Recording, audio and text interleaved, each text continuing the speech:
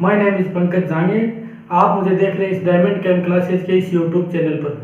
आज हम स्टार्ट करेंगे hybridization of covalent compound in solid state कि किसी भी कोवेलेंट कंपाउंड का सॉलिड स्टेट में हाइब्रिडाइजेशन कैसे निकालते हैं। जनरली क्या होता है कि एक कोवेलेंट कंपाउंड है, उसमें बॉन्डिंग थोड़ी वीक होने की वजह से कोवेलेंट कंपाउंड गैसियस फॉर्म में भी रहता है, लिक्विड फॉर्म में भी रहता है और सॉलिड फॉर्म में भी रहता है। ठीक है, अगर आपको जनरली गैसियस फॉर्म में अगर कोई कोवेलेंट कंपाउंड दिया गया है, ठीक है, तो आप उसका स्टेरिक नंबर ज्ञात करके आसानी से उसका हाइब्रिडाइजेशन बता सकते हो। लेकिन अगर आपको कोई कोवेलेंट कंपाउंड सॉलिड फॉर्म या लिक्विड फॉर्म में अगर दिया है तो उसका आप स्टेरिक नंबर सीधा ज्ञात करके उसको हाइब्रिडाइजेशन नहीं बता सकते हो, क्योंकि लिक्विड फॉर्म अगर सॉलिड फॉर्म में आपको हाइब्रिडाइजेशन दिया पूछा है तो आपको पहले ये पता करना पड़ेगा कि वो कोवेलेंट कंपाउंड किस फॉर्म में रहता है, यानी वो कोवेलेंट कंपाउंड पॉलीमर के रूप में रहता है, डाइमर के रूप में रहता है, या फिर एलोट्रोप्स के रूप में रहता है, या फिर आयनिक फॉर्म में रहता है।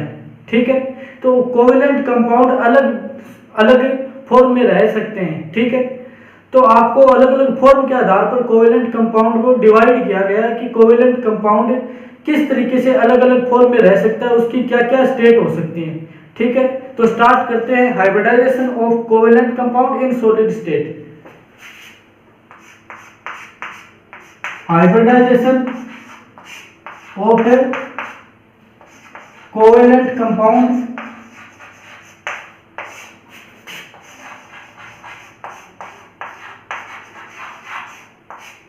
इन ए सॉलिड स्टेट।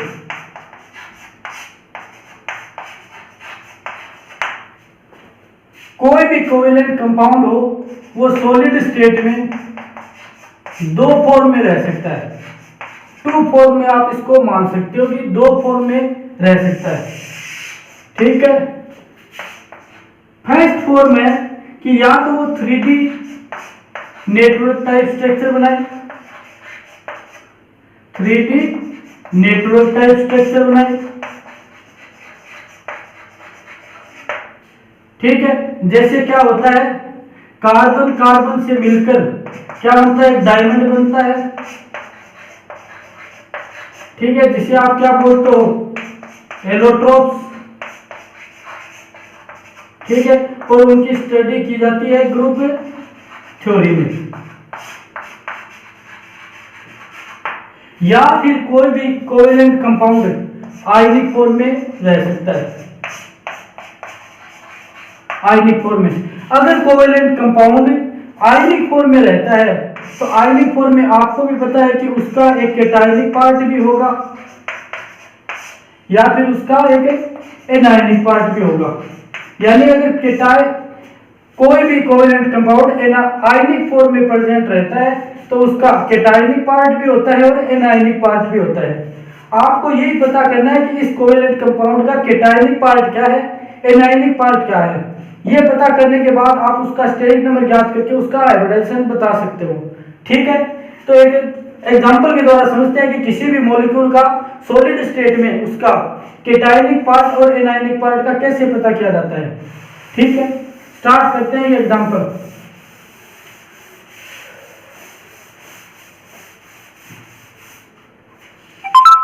एग्जांपल लेते हैं PCl5 मॉलिक्यूल का।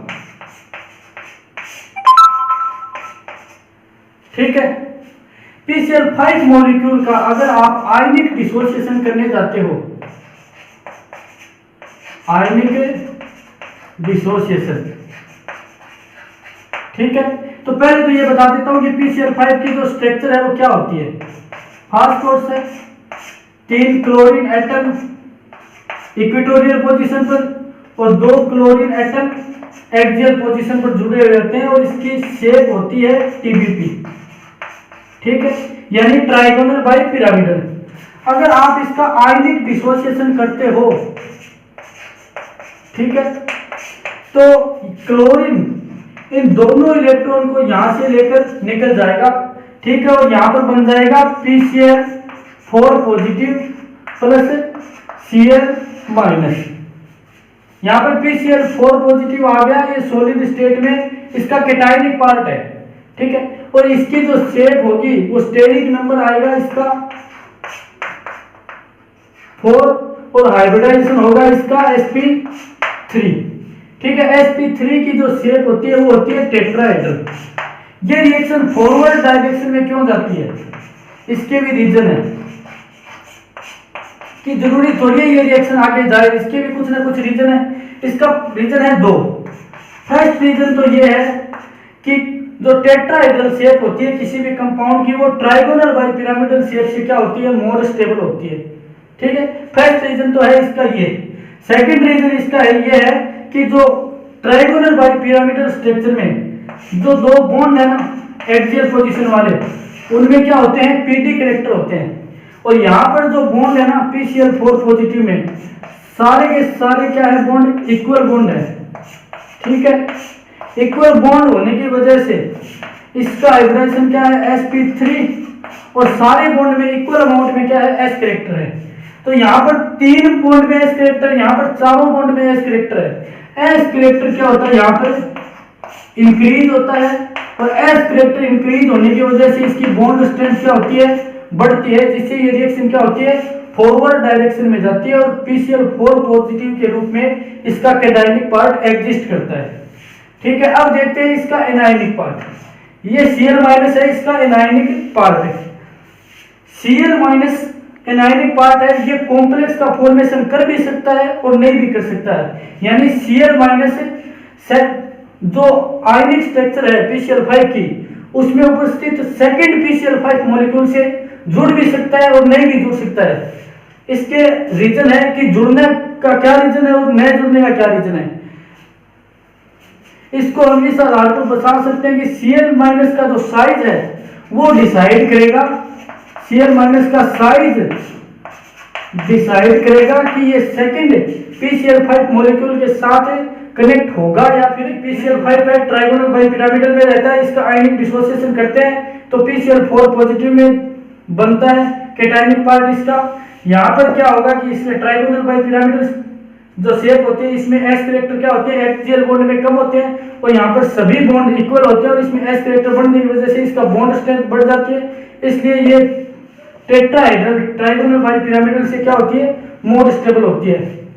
ठीक है, और अगर एनायन का आकार छोटा है तो वो अपने सेकंड PCl5 मॉलिक्यूल के साथ जुड़कर कॉम्प्लेक्स का फॉर्मेशन कर लेगा, और अगर एनायन का साइज बड़ा है तो वो अपने दूसरे PCl5 मॉलिक्यूल के साथ जुड़कर कॉम्प्लेक्स का फॉर्मेशन नहीं कर पाएगा, क्योंकि वो मॉलिक्यूल क्या हो जाएगा, स्टेरिकली अनस्टेबल हो जाएगा, स्टेरिकली हिंडर्ड आ जाएगी उसमें, इसलिए वो मॉलिक्यूल एग्जिस्ट नहीं करेगा। ठीक है, तो हम देखते हैं Cl- किस तरीके से दूसरे PCl5 मॉलिक्यूल के साथ जुड़ता है।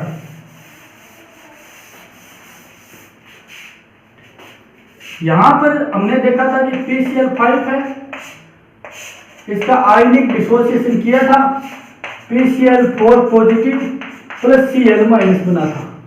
ठीक है, ये Cl- है।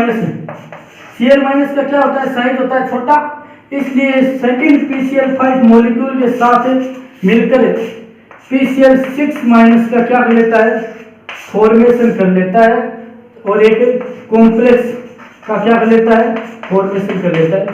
फोर्स क्लोरीन के 6 एटम के साथ बॉन्ड बना लेता है, अपने ऑक्टेट को क्या करके, एक्सपेंड करके अपने ऑक्टेट को एक्सपांड कर लेता है फोर्स से, और 6 क्लोरीन एटम के साथ बॉन्ड बना लेता है, और ये नेगेटिव चार्ज फोर्स के वेकेंट डी ऑर्बिटल में आ जाता है। ठीक है, ये नेगेटिव चार्ज इलेक्ट्रॉन की वजह से आया है यहाँ पर। अब देखते हैं PCl6- की शेप क्या होती है। ठीक है, इसकी शेप होती है ऑक्टाहेड्रल। ठीक है, और टेट्राहेड्रल ऑक्टाहेड्रल दोनों ही शेप क्या होती है, ट्राइगोनल बाई पिरामिडल शेप से मोर स्टेबल होती हैं, इसलिए ये PCl6- के रूप में सर्वाइव करता है। लेकिन इधर ही अगर हम एग्जांपल लेकर जाए PBr5 का, ठीक है, तो ये तो किसमें टूट जाएगा, PBr4 positive plus Br-, cationic part तो इसका ये होगा, इसमें हाइब्रिडाइजेशन डायरेक्टली बता देंगे sp3 हो जाएगा। ठीक है, लेकिन ये Br- है, सेकंड PBr5 मॉलिक्यूल के साथ नहीं जुड़ सकता, क्योंकि Br माइनस का साइज है वो लार्ज साइज होता है, इसलिए PBr के साथ मिलकर ये कॉम्प्लेक्स का फॉर्मेशन नहीं करेगा, इसलिए ये क्या करेगा, इसी फॉर्म में रहेगा, सिर्फ Br माइनस के रूप में ही रहेगा। अब हम बात करते हैं इसके कंसेप्ट की कि किस तरीके से आयनिक बॉन्ड में डिसोसिएशन होता है। ठीक है, अगर आप कंपटीशन एग्जाम में इस क्वेश्चन को सोल्व करने जाते हैं तो किस तरीके से इस क्वेश्चन को आपको सोल्व करना है वो देखते हैं। मान लीजिए आपको एक मॉलिक्यूल दिया हुआ है ABN, ठीक है, आपको उसका कराना है आयनिक डिसोसिएशन। ठीक है, तो आयनिक डिसोसिएशन कराने के लिए आपको A, B और B का एक एटम कम कर दीजिए, यहां पर N-1 और यहां पर आ जाएगा पॉजिटिव चार्ज। ठीक है, तो वो B माइनस यहां पर आ जाएगा। ठीक है, अब ध्यान से देखिए, अगर B माइनस का साइज यहां पर क्या करेगा, डिसाइड करेगा, साइज मेन फैक्टर है यहां पर। अगर साइज छोटा है, अगर स्मॉल साइज का B माइनस कोई एटम है, साइड एटम है, तो क्या करेगा, कॉम्प्लेक्स का फॉर्मेशन कर लेगा। अगर साइज क्या है, लार्ज है, तो वो कॉम्प्लेक्स का फॉर्मेशन नहीं करेगा। ठीक है, और कॉम्प्लेक्स का फॉर्मेशन किस तरीके से करेगा, जैसे आपके पास B माइनस आया है, वो सेकंड ABN मॉलिक्यूल के साथ क्या करेगा, जुड़ जाएगा और क्या बना लेगा, यहाँ पर AB और B क्या हो जाएगी, N+1, N तो है और N+1 हो जाएगा, यहाँ पे क्या आ जाएगा, ये नेगेटिव चार्ज आ जाएगा। ठीक है, यानी फर्स्ट इसका ये हो गया डिसोसिएशन।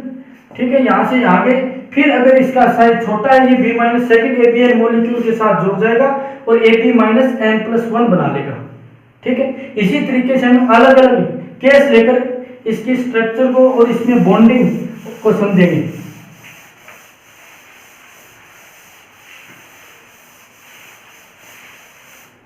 स्टार्ट करते हैं केस फर्स्ट। केस फर्स्ट, ठीक, केस फर्स्ट में हम देखेंगे कि कोई भी, जैसे आपके पास PCl5 मॉलिक्यूल है, जैसे, ठीक है, PCl5 मॉलिक्यूल है, उसका आप डिसोसिएशन करा रहे हो, डायरेक्ट इसको कंपटीशन एग्जाम में सोल्व करने जा रहे हो आप, तो इस तरीके से किसके इसका आयनिक डिसोसिएशन करवा रहे हो आप। तो आयनिक डिसोसिएशन के लिए आपको बताया कि ABN-1 यानी Cl यहाँ पर 5 है, तो यहाँ पर 5-1 करोगे तो 4 आ जाएगा और एक इसके ऊपर क्या आ जाएगा, पॉजिटिव चार्ज, यानी PCl4 पॉजिटिव प्लस यहाँ पर क्या आ गया, Cl माइनस। अब Cl माइनस का स्मॉल साइज है, इसलिए ये स्मॉल साइज का Cl minus second PCl5 molecule के साथ जुड़कर क्या बना लेगा, कॉम्प्लेक्स का फॉर्मेशन कर लेगा और ये PCl6 माइनस के रूप में रहेगा। तो यहाँ पर ये तो इसका हो गया केटायनिक पार्ट और ये इसका हो गया एनायनिक पार्ट। ठीक है, अब इसका आप यहाँ पर हाइब्रिडाइजेशन बता दीजिए, डायरेक्ट इसका स्टेज नंबर निकाल कर इसका हाइब्रिडाइजेशन बता दिए। तो यहाँ पर फास्फोरस के वैलेंसी शेल में इलेक्ट्रॉन होते हैं 5, एक इलेक्ट्रॉन आ जाता है, 6 हो गए, 6 इलेक्ट्रॉन के साथ 6 क्लोरीन एटम ने बॉन्ड बना लिया, तो इसका हाइब्रिडाइजेशन हो जाएगा sp3d2 और यहाँ पर इसका हाइब्रिडाइजेशन हो जाएगा sp3। ये यहाँ पर क्वेश्चन है कि अगर सॉलिड PCl5 आपको दिया हुआ है तो इसमें कौन सा हाइब्रिडाइजेशन प्रेजेंट होगा, तो डायरेक्ट आपको sp3d नहीं बता के इसके हाइब्रिडाइजेशन होता है sp3 and sp3d2 hybridisation present होता है। ठीक है, स्टार्ट करते हैं, इसका नेक्स्ट एग्जांपल लेते हैं कि जैसे PBr5 मॉलिक्यूल दिया हुआ है, ठीक है, सॉलिड स्टेट में, इसमें हाइब्रिडाइजेशन पूछा है आपको, तो आप क्या करोगे, वही कंसेप्ट लगाना है, ABN-1, तो Br5 है तो Br4 कर देंगे और ऊपर क्या आ जाएगा, पॉजिटिव चार्ज आ जाएगा, PBr4 पॉजिटिव चार्ज प्लस क्या आ जाएगा, Br नेगेटिव। ठीक है, अब Br माइनस का साइज क्या होता है, साइज बड़ा होता है, इसलिए कॉम्प्लेक्स का फॉर्मेशन नहीं करेगा, कॉम्प्लेक्स नहीं फॉर्मेशन करेगा। ठीक है, तो कॉम्प्लेक्स फॉर्मेशन नहीं करेगा तो इसी फॉर्म में इसका एनायनिक पार्ट रहेगा और इसके केटायनिक पार्ट का हाइब्रिडाइजेशन हो जाएगा sp3। ठीक है, सॉलिड फॉर्म में इस रूप में रहेगा ये। ठीक, अब देखते हैं इसका केस नंबर सेकंड।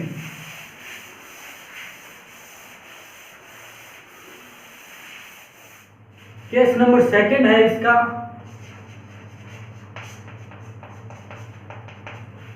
कि मान लीजिए आपको एक मॉलिक्यूल दिया हुआ है जिसकी शेप कुछ इस तरह से है।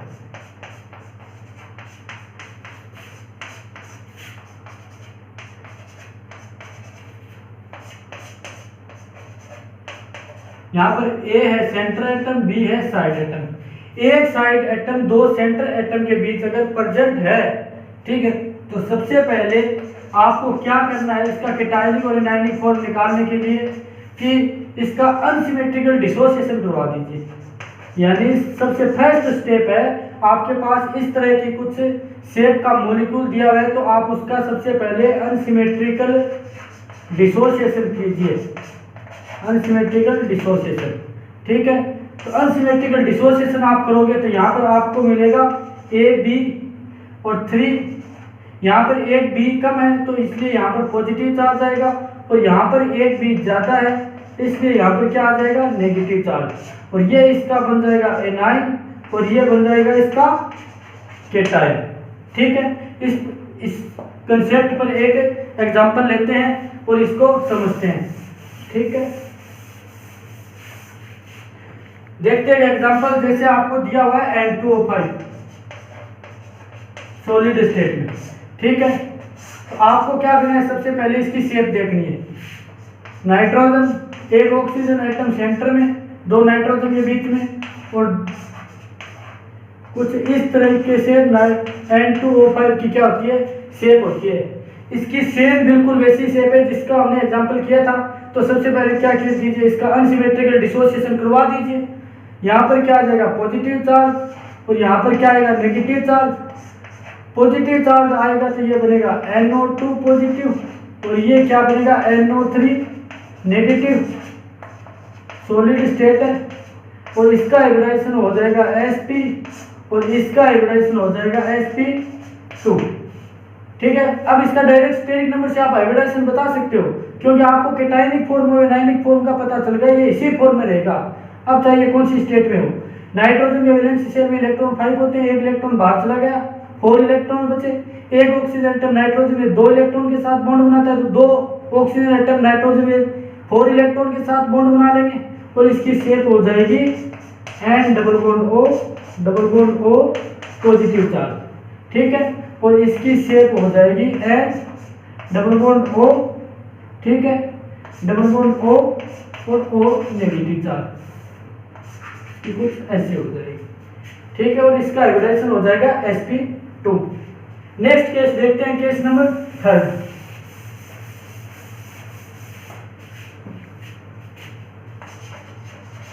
केस 3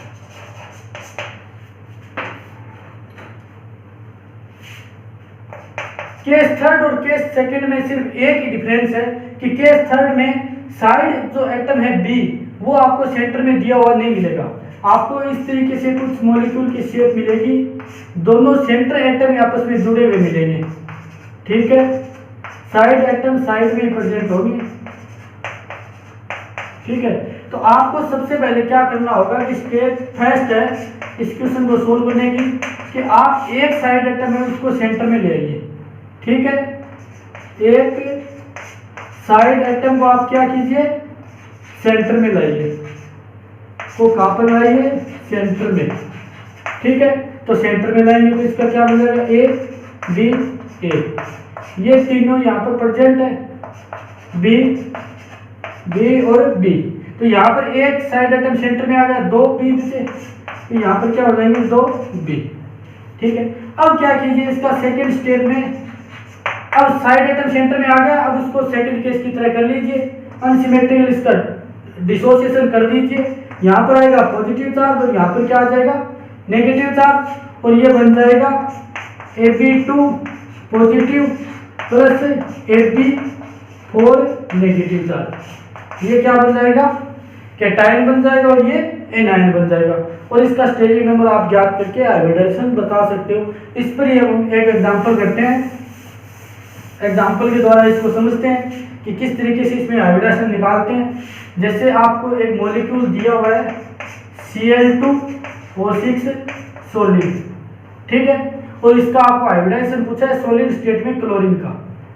ठीक है, तो आपको सबसे पहले क्या करना पड़ेगा, इसकी शेप बना लीजिए आपकी ये किस तरीके से प्रेजेंट हो रहता है। ठीक है, तो Cl डबल बॉन्ड लो, डबल बॉन्ड लो, डबल बॉन्ड लो, इसी तरीके से यहाँ पर।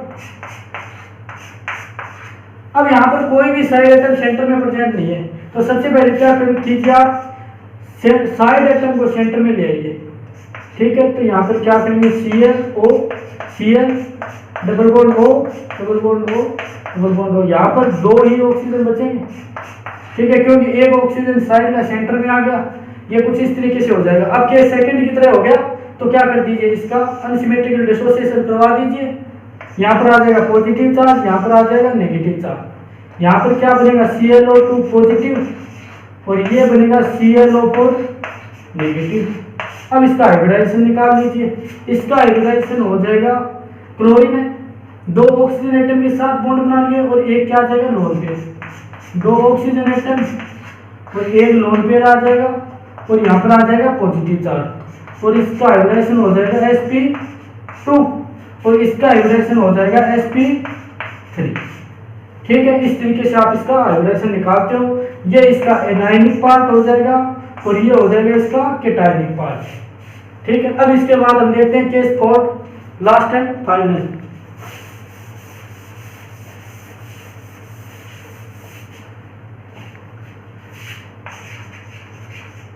केस 4th केस में क्या होता है कि मान लीजिए आपको कोई AA टाइप स्ट्रक्चर दे दे या कोई AB टाइप स्ट्रक्चर दे दे।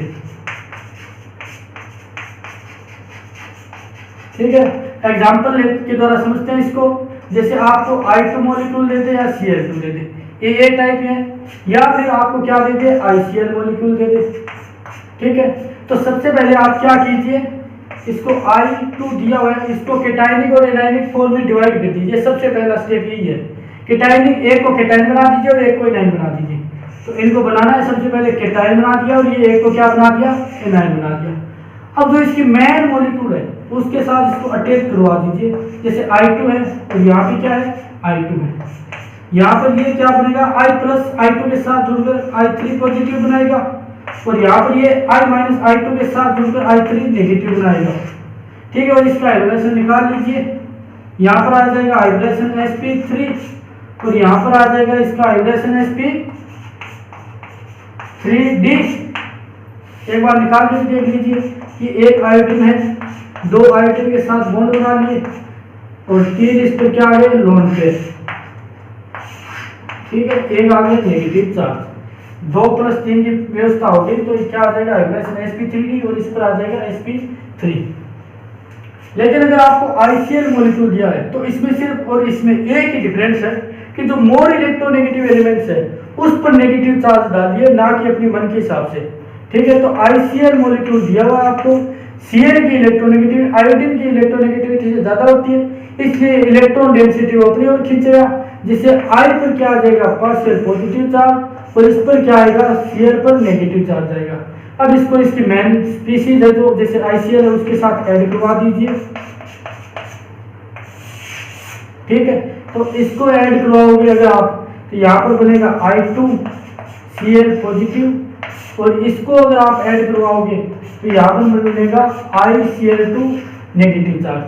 इसका हाइब्रिडेशन निकाल लीजिए, इसका आएगा sp3 और इसका आएगा sp3d। ठीक है, उसी तरीके से निकलेगा। स्टेरिक नंबर निकाल लीजिए और इसका हाइब्रिडेशन आपको पता चल जाएगा। ठीक है, थैंक यू, धन्यवाद।